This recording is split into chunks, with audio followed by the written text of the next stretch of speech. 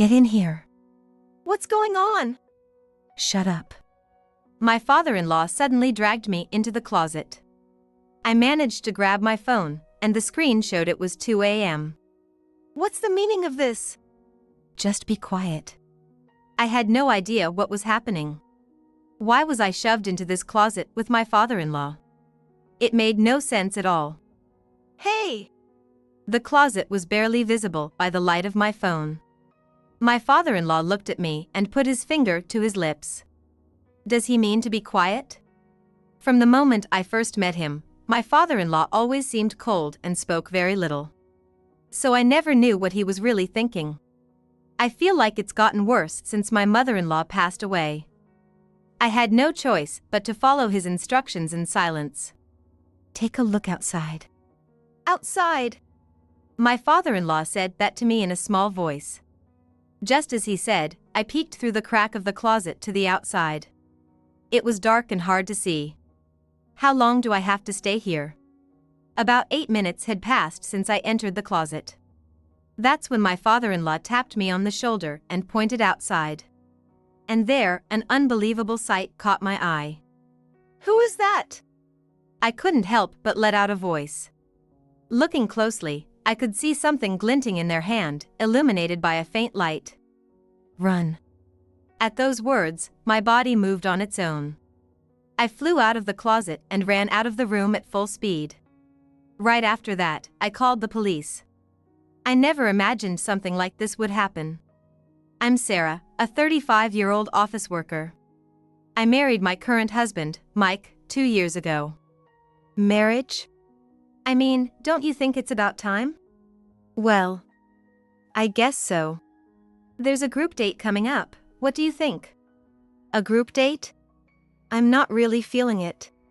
Before I married Mike, I was working as a sales clerk. I had no big goals, just commuting between work and home every day. Anyway, it's this Friday. If you insist that much, I'll go. The following Friday, I headed to the group date, still reluctant. That's where I would meet Mike. Maybe today's the day. The coworker sitting next to me whispered that in my ear. The day? Oh, you go to group dates like every week, don't you? So, Sarah, who's your type? I'm just here to make up the numbers. Don't say that. You're here, so you gotta enjoy yourself or it's a waste, right? It had been a while since I drank, so I got drunk too. And that's when Mike called out to me. What do you usually do in your free time, Sarah? To be honest, I don't really have any hobbies. I pretty much just go back and forth between work and home every day. That's a waste. You gotta enjoy life more, you know? That was the first time someone had said that to me. After that, we exchanged contact info and started seeing each other even after the group date. Mike taught me, who knew nothing but work, all sorts of things. It's been about half a year since we met, huh? Yeah, I guess so. So, will you go out with me? Yeah. I answered naturally. From then on, our relationship progressed smoothly. And then there was a time. When I went to visit Mike's house, he had a solemn look on his face. Actually, there's something I haven't told you about. Something you haven't told me? Yeah. According to Mike, he had lost his wife a few years ago. Having little experience with men, I was flustered by this fact. I see. I'm sorry for keeping it from you until now. No, don't worry about it. Thank you for telling me. Mike probably knew I was harboring various thoughts. Perhaps out of consideration for me, he told me I didn't have to force myself to accept it. If you don't like it, it's okay. I didn't want to hear the rest of that sentence. Even if Mike was thinking of me, it doesn't change the fact. I couldn't help but wonder. Is it really okay for me to keep dating Mike like this? Still, time waits for no one. More time passed, and soon it would be 1 year. What? What do you mean? Why didn't you tell me? Apparently, Mike had a son with his late wife. He's currently living with Mike's parents. I'm sorry. It was hard to say. Still, I'm really sorry. I was plagued by distrust towards Mike. If you don't mind, would you like to meet him sometime?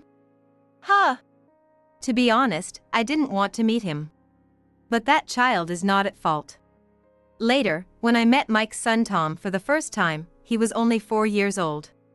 When Tom saw me, he didn't show any hostility, but he wasn't friendly either. What is this feeling? I did meet him, but in the end, we didn't have any real conversation.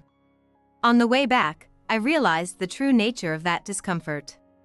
Tom was almost completely indifferent to his father, Mike. It was as if they were complete strangers. What's wrong? I was just wondering if Tom is always like that. Well, I guess so. Even Mike's words felt somehow off. Has it been a while since you've seen each other? Work's been busy, so? Probably, even Mike himself couldn't fully understand Tom. It may have also been because not much time had passed since his real mother passed away. After that, there were a few occasions to meet, but Tom never warmed up to me. He was probably still wary of me. What can I do to get him to warm up to me? I'm sure he's just nervous. You'll get along eventually. Mike seemed to be thinking optimistically, but I was different. In the first place, he didn't have a good attitude even towards Mike. That's why I became determined. Even though he was living with Mike's parents, I thought it was too pitiful like this. Could you let me see Tom again? Okay.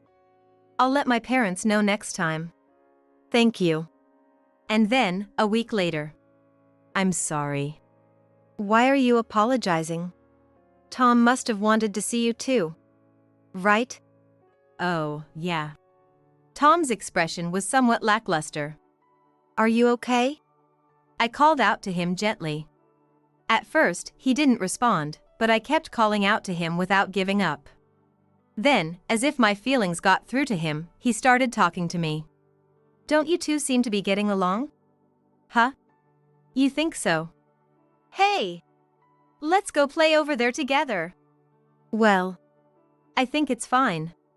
Then, I'm gonna have an important talk now, so could you go on ahead? Okay. Saying that, Tom headed towards his room. May I ask you something? Yeah? So when are you two getting married? Married! Huh? Isn't that what you came to talk about today? I looked at Mike, and he took a deep breath as if he had made up his mind.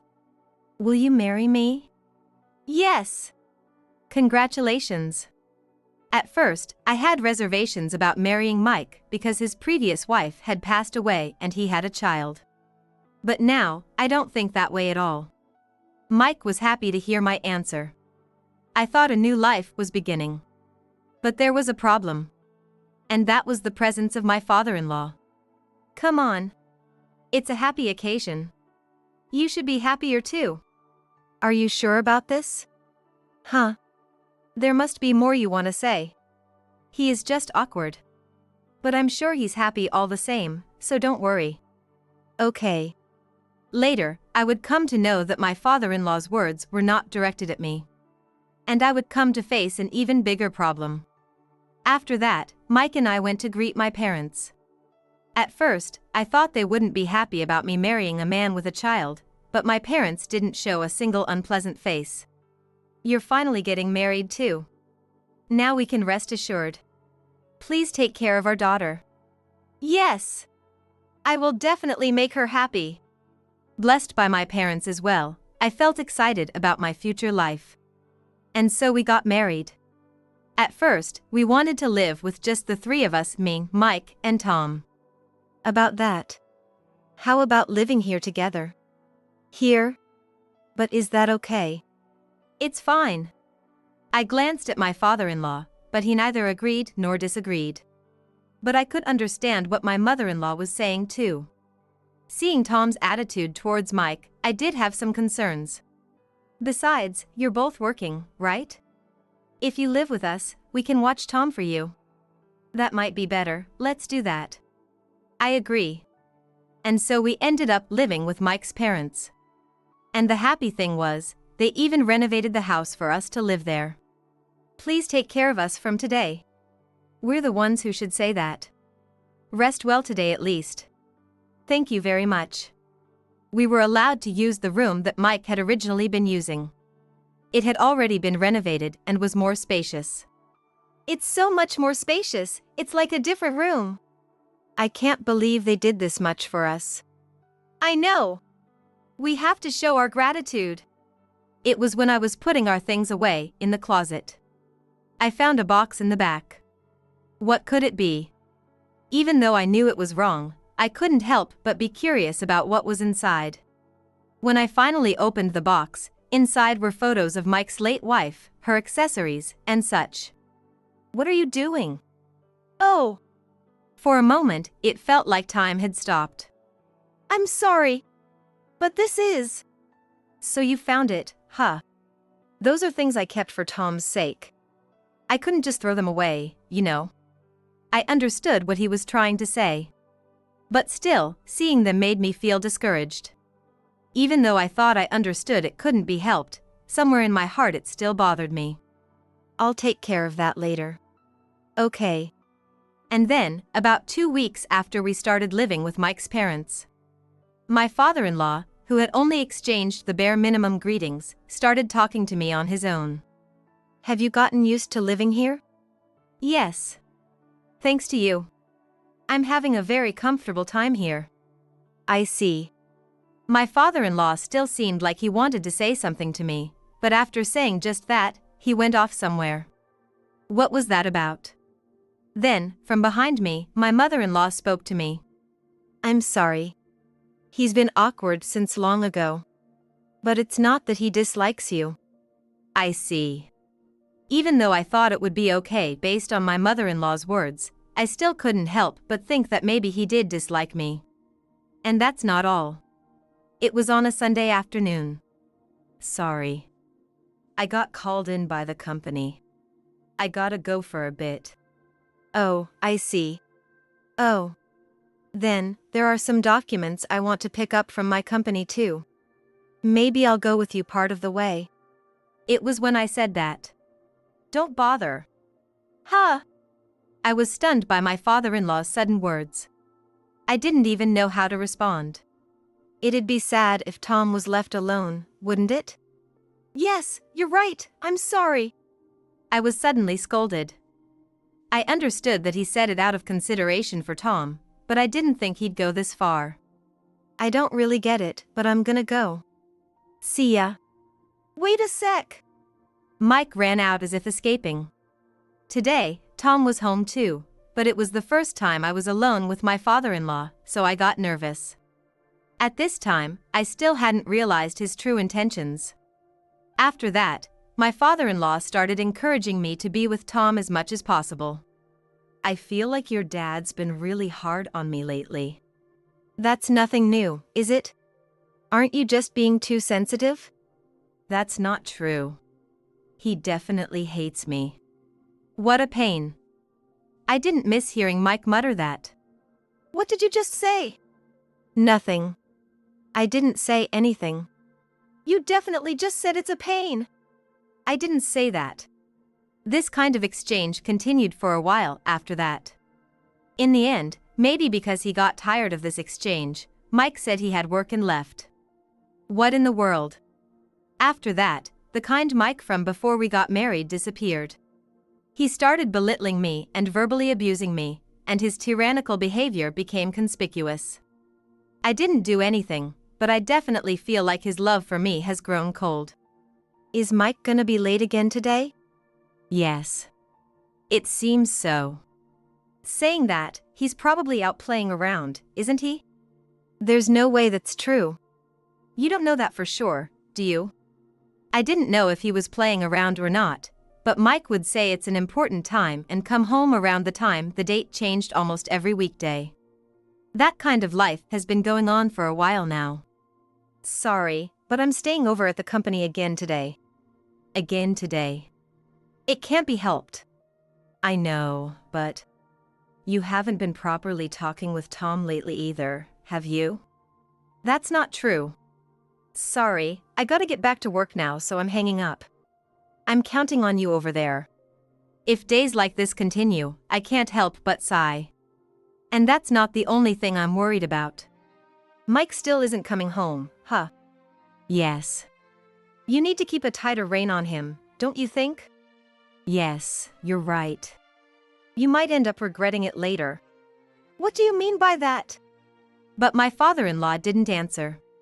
Is he saying I should think about it myself? In the end, without being able to ask for details, my father-in-law fell asleep like that. And then 3 days later, a certain incident occurred. I thought my husband had come home early for once, but he also seemed to be in a hurry for some reason. Why are you in such a rush? Oh. I just came to grab a change of clothes. Oh, and I forgot to tell you, but I'm going on a business trip starting tomorrow. A business trip? I didn't hear about that. Oh, really? Well, that's how it is, so take care of things. By the way, how long will you be gone? 2 nights and 3 days. But that's... The day after tomorrow is Tom's birthday. With this, we won't be able to celebrate it. I guess a business trip can't be helped, but the day after tomorrow is Tom's birthday, you know? Oh, now that you mention it, you're right. His response was as if it was someone else's business. You should explain it to Tom yourself. And then, as if the timing was good or he had been listening, Tom came over here. Tom, listen carefully. I can't celebrate your birthday together because of work the day after tomorrow, understand? Tom didn't answer anything.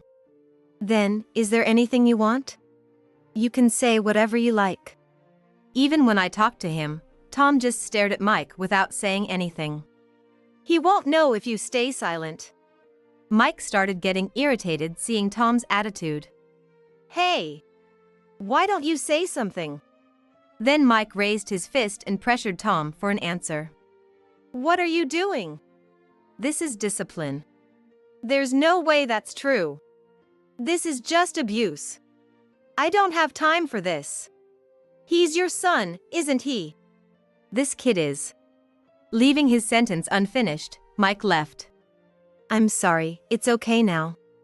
All I could do was apologize. Huh? Wasn't Mike home? He was here until a little while ago, but... I see. He just said he's going on a business trip on Tom's birthday and then left again. A business trip, huh? This time, my father-in-law interjected from the side. Is it really a business trip? Hey! That's a possibility too, isn't it? He hasn't been coming home lately either, geez. You don't need to worry about what he says, okay? Okay. I didn't understand why my father-in-law was taking such a high-handed attitude, but something even more troubling happened. Huh? Where's your mom? I don't know. What? I would find out later that my mother-in-law's health had deteriorated and she was going to the hospital. And because she was going on weekdays, I didn't notice.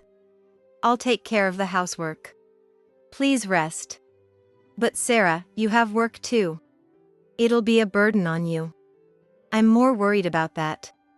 For me now, my mother-in-law's presence was significant. While being mindful of my mother-in-law's health, I also put effort into work and childcare. As for my mother-in-law after that, even though she had been so youthful and energetic, she suddenly seemed to have aged. Please rest. I'll take care of the rest.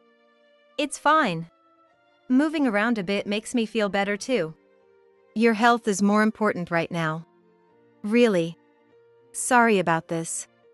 The reason I was somehow managing was because my father-in-law was mainly taking care of my mother-in-law. I still felt a cold vibe from him towards me. Before I knew it, it had been almost 2 years since we got married. My mother-in-law's heart condition had worsened, and her condition seemed to have deteriorated considerably. Still, I later learned that the reason she didn't get hospitalized was because she wanted to spend as much time as possible with her family. It was just like my mother-in-law to hide it the whole time even when her body was in pain, so as not to trouble us. And then, something that should never happen occurred. It was a cold day from the morning. Huh? Where's she? Probably still sleeping, right? My mother-in-law, who would usually be up earlier than anyone else, was still nowhere to be seen. I'll go check on her. When I headed to the bedroom, my mother-in-law looked like she was sleeping. But when I got closer, she wasn't breathing. I hurried to report to my father-in-law. Why are you in such a panic? She is. What? My father-in-law stood up and immediately headed to the bedroom. Is she all right? My father-in-law turned around and shook his head. No way. Right away, I contacted Mike, who was staying at the company again today, and had him come home. I also contacted the hospital, but her death was confirmed soon after they arrived. 30 minutes later. Where's Mom? I'm sorry, but she's already. You're kidding. I wanted to believe it was a lie too. My mother-in-law's cause of death was processed as a heart attack. Without even time to grieve, preparations for my mother-in-law's funeral proceeded. You're going to work at a time like this. It can't be helped. When I tried to stop Mike, who was about to go to work, something fell out of his bag. Something fell, you know? When I said that and picked it up, it was a credit card. Moreover, the name written on it wasn't Mike's. Thanks. See ya. Wait. What is this? That belongs to a friend. He got away before I could ask for details. But I couldn't be worrying about that, and the funeral was held the next day. I'm sorry for having you help out with various things. Not at all. Are you okay? Yeah. More importantly, where's Mike? He should be arriving soon. That idiot son of mine. Considering my father-in-law's feelings, having to worry about his son at a time like this must be really tiring. Sorry. I'm late. You're not late, but you're cutting it close. You should have been properly helping out too. I said I feel bad about it. The funeral itself ended without issues, but Mike seemed to be thinking about something else the whole time. After that, every day became more tiring. On this day too, I was hit with drowsiness so severe it was difficult to stay conscious. And before I knew it, I had fallen asleep. Get in here. What is this? Shut up. My father-in-law suddenly dragged me into the closet. I managed to grab my phone, and when I looked at the screen, it was 2 a.m. What's the meaning of this? Just be quiet. I couldn't grasp the situation, but why was I shoved into this kind of place with my father-in-law? It made no sense at all. Hey! The inside of the closet was barely visible by the light of my phone. My father-in-law looked at me and put his finger to his lips. Does he mean be quiet? I had a lot of things I wanted to ask, but I had no choice but to silently follow his instructions. Take a look outside. Outside. My father-in-law said that to me in a small voice. Just as he said, I peeked outside through the gap in the closet. It was dark outside and hard to see. How long do I have to stay here? About 8 minutes had passed since I entered the closet. That's when my father-in-law tapped me on the shoulder and pointed outside. And there, an unbelievable sight caught my eye. Who is that? I couldn't help but let out a voice. Someone was standing there, and looking closely, I could see something glinting in their hand, illuminated by a faint light. Run. At those words, my body moved on its own. I flew out of the closet and ran out of the room at full speed. Right after that, I called the police. Please come right away. There's someone with a knife in our house. I somehow explained the situation and waited for the police to arrive. Tom. Calling the police wasn't the end. I had to ensure Tom's safety. I immediately headed to where Tom was. Mom. Tom. Wake up. Carrying Tom, I immediately left the house. I was worried about my father-in-law, but I had my hands full protecting Tom. That said, I couldn't just leave my father-in-law, who let me escape, like that. Mom's gonna go to Grandpa's place, so can you stay here quietly? Yeah. Before that, I also called Mike. What is it? I'm busy right now. I'm in big trouble too. Huh? Some strange woman suddenly came into the room. A woman. I could tell his voice was shaking even over the phone. Could it be? Do you have any idea who it might be? There's no way I would. I see. Anyway, just hurry up and come home. Your dad's life is at stake too. Hey! I hung up the phone and immediately headed to where my father-in-law was. I went to the bedroom, but it was strangely quiet. When I peeked into the room, I saw my father-in-law standing and the woman from earlier sitting down. Hey! Oh, Sarah. Where's Tom? He's safe. I see, that's good. So what about her? It seems this person is Mike's mistress. Mistress? My father-in-law sighed. I knew it would come to this. What do you? It seemed a police car had arrived at our house. It suddenly got noisy. Could you please explain what happened? Well, then I'll explain. What my father-in-law said was shocking. As I heard earlier, the woman in front of us was Mike's mistress. Apparently, the relationship existed even before our marriage. It seems the mistress wanted to get married, but Mike chose me. Come to think of it, what's your name? Emily. Then, Emily, I'll ask you. The reason Mike said he was on business trips and frequently stayed over at the company was because he was meeting with you, right? Emily slowly nodded. As I listened to the story, it turned out this woman named Emily was Mike's junior at the company he works at. How could he do this to me? I threw another question at her. But how did you know about this place? I heard from Mike. Then I stole the key and came here. But ever since I entered this room, I've been hearing a strange voice. Huh? I'm not really sure, but I heard stop it. I knew it wasn't just my imagination. What do you mean? After I let you escape, I saw Olivia's face for a moment. Who in the world is Olivia? Olivia was Mike's previous wife. He didn't give me the details, but she passed away from an illness. That's right. Dad neglected my previous mom. Tom. Then Tom must have resented Mike, as a father who let his own mother die. The voice that stopped Emily must have been Olivia's will too. An even more shocking truth was revealed from Tom's mouth. Dad isn't my real dad. Huh? My head was in chaos and I didn't know what was what. You knew about this. I thought Mike had properly told you. I can't believe he didn't tell you anything. I'm sorry. Then the sound of someone running up the stairs could be heard. What in the world happened? Everyone there stared at Mike. What? Emily came here after stealing the key from you. Emily. Because you wouldn't marry me. So I thought if I got rid of the obstacles. You did something unnecessary. You have no right to say that. It's all your fault. Besides, I heard everything from your dad and Tom. Damn it. In a sense, Emily could be called a victim who was strung along by Mike. But still, I can't forgive her. Tom might have been put in danger too. Please take these two away. Why me too? You're responsible for causing this situation. I have nothing to do with this. Give it up already. Go atone for the crimes you've committed until now. Even you're saying that, Dad.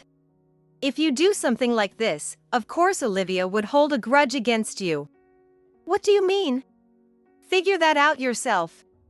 And so, Mike and Emily were taken away by the police. I'm really sorry. Hey. If it was gonna come to this, I should have told you sooner. It's not your fault. Besides, didn't you save me and Tom? Can I ask you one thing? Ask me anything. What kind of person was Olivia? She was a kind person who prioritized others over herself. I see. But the real challenge starts here. Mike and Emily need to receive appropriate punishment. I immediately started preparing for divorce. Now that it's come to this, I have no choice but to choose divorce. I never imagined that Tom was the previous wife's child from a previous marriage. I'm thinking of divorcing Mike and taking Tom with me. I see. I'm really sorry. Please don't apologize. No, if I had been more careful when you got married. It's not your fault. I just didn't have a good eye for people. On the day my marriage to Mike was decided, my father-in-law had asked Mike, not me, "Are you sure about this?" If there's anything I can help with, just let me know. Yes. Then I know this is sudden, but I asked my father-in-law to investigate something I had been curious about for a while. It was the mysterious bank book Mike had. I could see that quite a large amount of money was saved in it. Got it. I'll look into that on my end. If I interrogate Mike, he'll probably talk. Will it be okay? That guy has no right to refuse at this point. Then, I'm counting on you. After leaving my in-laws' house, we decided to rent a new place and live there. This is the start of our new life. Furthermore, for the sake of Tom, who is still young, I decided to work from home. After that, I successfully divorced Mike and he was made to pay alimony, but it still didn't end with just that. Later, when I was called to my in-laws' house by my father-in-law. It's the money that guy left behind. Apparently, Mike was saving up to live together with that woman. This is for you, Sarah. It was about the bank book I had asked my father-in-law to investigate. But this is for Tom's sake too. You're right. For that child's sake. And so, I was able to receive the money Mike had saved up. It was thanks to my father-in-law's efforts. According to what I heard later, my father-in-law had received this bank book separately from the alimony, on the condition that he give up parental rights over Tom and overlook the mistress's outrageous behavior. You even did something like that. It's fine. This is about all I can do. Thank you so much. As for Mike and the others after that, this incident was treated as a lover's quarrel and a first offense, and since they showed signs of remorse, they were released after paying a fine. Of course, a restraining order was issued against them contacting us, and since they had lost all their money, it seems they moved far away. If that was all, it would have been fine, but things didn't go well. Emily has such a violent personality that as long as she can be with Mike, she'll do anything, so it seems Mike is on edge too. Well, it's all the seeds he sowed himself. Life with Tom was more enjoyable than I imagined, and it wasn't that much of a struggle. I feel like Tom's smile has increased a lot. And so, our bond grew deeper and stronger. What do you want to eat today? I want to eat with Grandpa. Grandpa? Then I'll try contacting him. Yeah. Since he was often living apart from Mike to begin with, he's completely become a grandpa's boy. I'm sorry for asking you so suddenly like this. No need to apologize. I was just sitting around bored at home. Then, I'll bring Tom and come over. I'll be waiting. Amidst such a fun atmosphere, I got a call from that person. What is it? No. I was just wondering how Tom is doing. He's doing well even without you worrying about him. Could it be, are you regretting it now? That's not it, but if you keep calling, your scary girlfriend will get angry at you, you know? Give me a break! Anyway, don't contact us anymore. If something like that happens again, it'll be irreversible next time. Mike falls completely silent. That's how it is. By then. Even if hardships await us in our life from now on, I'm sure we can overcome them. Protecting Tom's smile is my top priority now. And I'm not alone. Well then, shall we go? Yes. Are you ready too, Tom? Yeah. The three of us are going to visit the grave of Olivia, Tom's real mother. Today, there's not a cloud in the sky. It's clear and sunny.